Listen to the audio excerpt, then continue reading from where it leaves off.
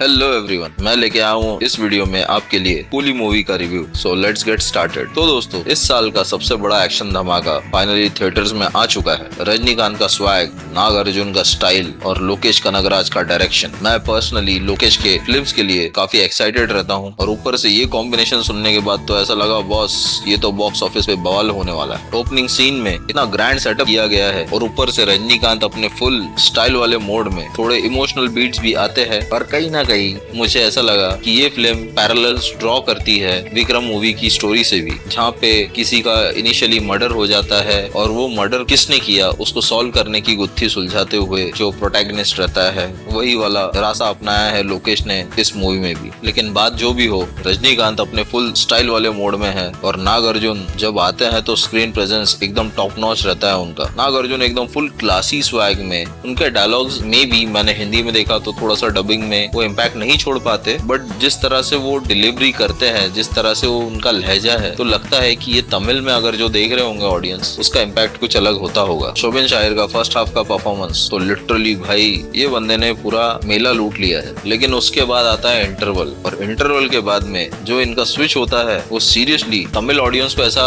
देखने की आदत होगी मे बी, क्योंकि लोकेश की मूवीज में ट्विस्ट एंड टर्न्स वैसे ही आते हैं यूजुअली। लेकिन जब मैं देख रहा था मूवी तो मुझे आया तो ये थोड़ा सा ऐसा लगा कि यार राइटर उतना एक्टिव नहीं था या तो फिर एडिटर ने कुछ एडिटिंग में ही गोची मार दी, ऐसा वाला फील आया। लेकिन सही बोलूं तो Soubin Shahir is the best performer of this movie. इसमें एक और बहुत पाइवोटल रोल कर रही है श्रुति हसन, और इनका रोल काफी हटके है जो यूजुअल कैरेक्टर्स करती है श्रुति हसन उससे। इनका रोल एक तरह से बहुत ही इमोशनल टाइप का है। ऐसा फील होता है कि रॉनेस थोड़ी मिसिंग है, लेकिन ये अपना काम ठीक ठाक तरीके से कर देती है। बात करते हैं म्यूजिक की। म्यूजिक डिपार्टमेंट में तो अनिरुद्ध भाई पहले से ही हाजिर है और एक बार फिर से उन्होंने मोमेंट्स को इतना टर्बो बूस्ट दे दिया है कि स्पेशली जितने भी सीन्स आते हैं रजनीकांत के और जितने भी एकदम हाई एंड वाले सीन है, वहाँ पे इनका जो टर्बो बूस्ट है या तो फिर जो एलिवेट करने का जो इनका स्पेशलिटी है वो काफी देखे बनता है। और ये बंदा जिस तरह से कोई सीन को एलिवेट कर सकता है अपना बीजीएम से, वैसा कोई भी नहीं कर सकता। तो अब बात करते हैं प्रॉब्लम्स की। तो प्रॉब्लम शुरू होती है पहली बात तो पेसिंग से। फिल्म अपना सेटअप करने के लिए इतना स्ट्रेच हो जाती है और कुछ मेजर पॉइंट और कुछ मेजर प्लॉट्स इतने इररिलेवेंट लगते हैं और रिवील होते होते आपको समझ में ही नहीं आता कि यार ये कनेक्शन कैसे बैठा। और बीच बीच में थोड़ा सा कहीं ना कहीं आमिर खान का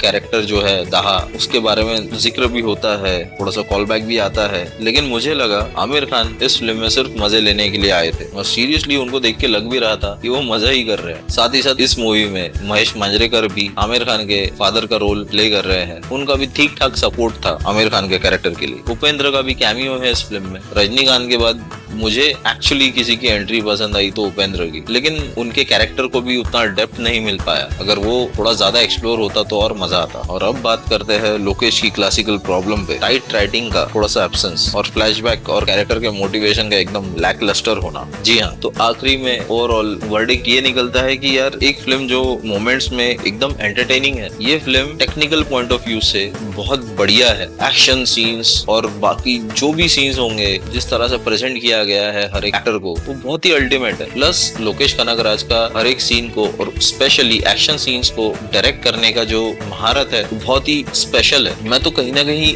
दिल में ऐसा लग रहा था मुझे कि यार अगर वॉर 2 को लोकेश कनगराज स्क्रीन प्ले लिख के खुद डायरेक्ट करते ना तो वॉर 2 कितनी एपिक फिल्म बन जाती, क्योंकि इस तरह का बंदा है लोकेश कनगराज। लेकिन बात करते हैं कूली की। कूली का पूरा पैकेज लग रहा था एंटरटेनिंग, लग रहा था इम्पैक्टिंग, बट वो इतना इम्पैक्ट डाल ही नहीं पाया। मुझे लग रहा था वॉर 2 देखने के बाद कि कूली एटलीस्ट वॉर 2 से बेटर होगी। अगर आपने मेरा वॉर 2 का रिव्यू देखा होगा तो अब मैं खुद कंफ्यूज हूँ ये दोनों में से बेटर फिल्म कौन सी होगी, क्योंकि दोनों में अपनी इक्वली अलग अलग खामियां हैं और बहुत बड़ी खामियां हैं। तो दोस्तों, ये था मेरा रजनीकांत की कूली का ऑनेस्ट रिव्यू। आपकी क्या राय है? आपको कौन सी फिल्म पसंद आई? कमेंट्स में बताइए और इस वीडियो को लाइक करना ना भूले। मैं मिलता हूँ आपसे अगले वीडियो में, तब तक के लिए स्टे फिल्मी।